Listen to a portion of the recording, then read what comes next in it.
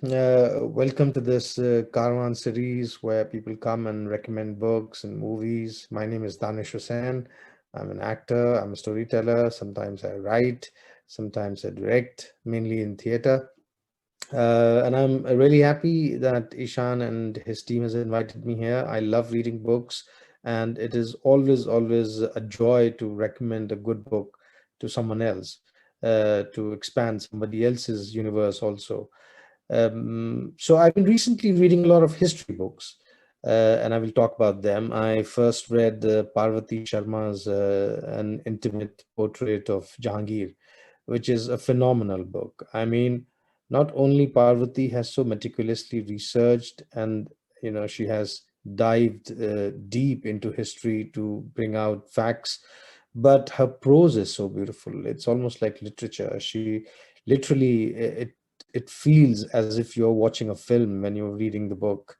The whole epic battle between Jahangir and Akbar, and then the latter reign of Jahangir, and perhaps it was the most prosperous age of Mughal era. So it is a book I will highly recommend to you. After that, the second book, I mean, the book after I finished Parvati's book, the book I read was Richard Eaton's India in the Persianate Age. And again, a phenomenal book, one of those kind of books which change your understanding of history. Professor Eaton has really looked at what happened when the Sanskrit culture and the Persian culture, the confluence of these two cultures, and what resulted in that. And it is pretty eye opening that what most of the things that we take granted today as India actually formed in this age with the confluence of these two cultures, Sanskrit cultures and the Persian cultures. So it is a very eye-opening book. It gives a critical insight into what we understand as India today, somehow formed in this era because of the confluence of these two cultures. And I think it is a very strong recommendation for everybody. As again, Professor Eaton's prose is not heavy. It's light, engaging. It's excellent storytelling, and you are just hooked to the book right till the end of it. After that, I started reading Manan Ahmed Asif's The Loss of Hindustan, The Invention of India. And it's again a very critical book which has come out at this time, and very essential reading for all history lovers, especially people who are interested in the history of subcontinent. So what Manan is doing, that he's actually looking at the process of writing of history, and he very critically analyzes that the whole idea of what we understand as India and the whole erasure of the concept of Hindustan is actually was a colonial enterprise of history writing, where they had to justify their own presence in the subcontinent. And to justify their own presence, they started slowly marginalizing and erasing indigenous historians like Farishta, like Jasjani, who were writing about India in medieval times. So they were using them as source material, but they were giving a spin over that, like people like Alexander Dow or Eliot or uh, Elphinston Stewart.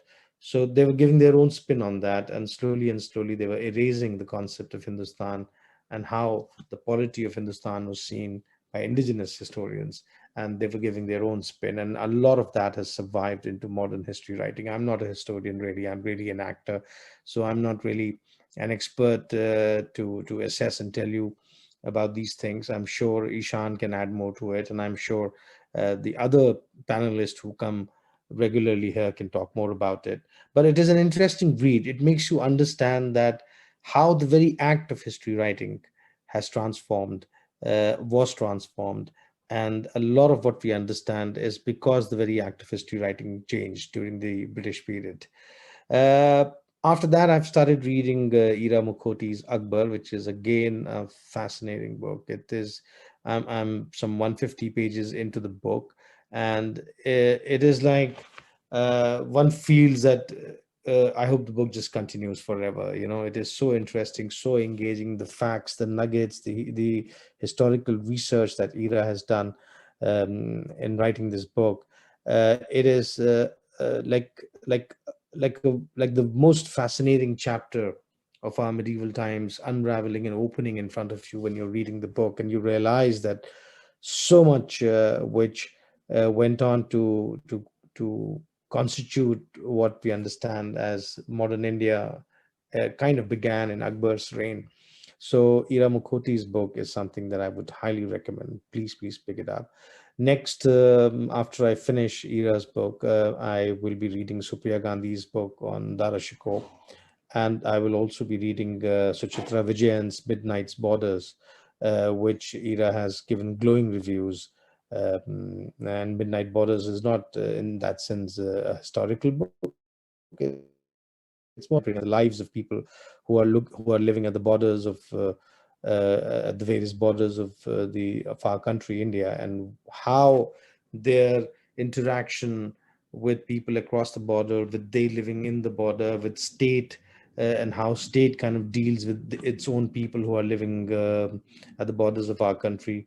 So it's a fascinating kind of a look at current.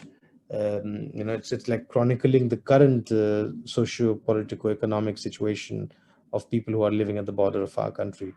And so these are the two books that I intend to read next after I finish Ira Mukhoty's Akbar. I think I've taken a lot of your time, but all of these books are wonderful books. If you get time, please go ahead, buy these books and read these books, and they will vastly add to your understanding of how our country was formed and how our country was in medieval times. In terms of films, I recently saw Seema Pawa's Ram Prasad Ki Tervi, which I think is a great satirical piece of cinema.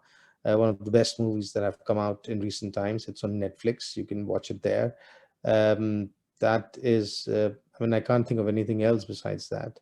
I do not want to recommend something which is Hollywood or some other place.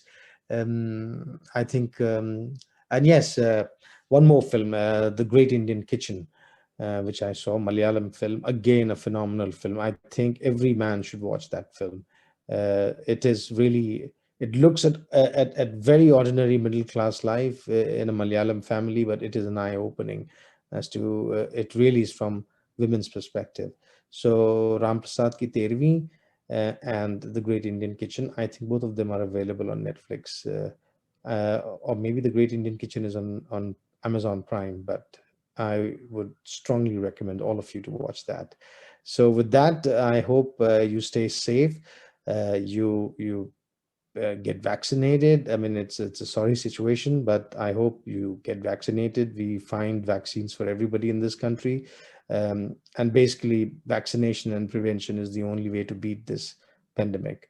So, wishing all of you all the best for watching this video. Thank you so much.